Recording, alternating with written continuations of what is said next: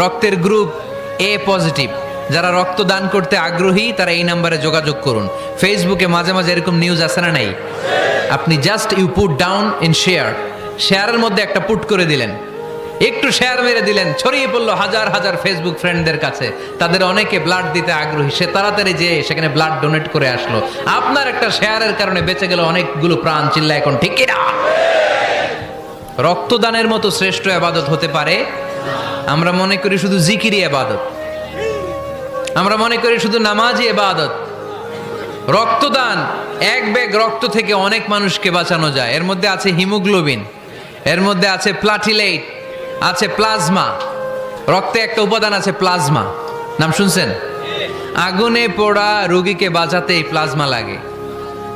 হসপিটালের বার্ন ইউনিটে যেয়ে দেখবেন মানুষ কিভাবে চিল্লায়। নুসরাত নামে একটা মেয়ে মারা গেল না? এক বদমাইশের কবলে পড়ে মারা গেল না? তাকে আগুন জ্বালিয়ে দেয়া হয়েছিল তার গায়ে, তার প্লাজমাগুলো জ্বলে গিয়েছিল। আগুনে পোড়া রোগীর যে কি কষ্ট একটু দেখা।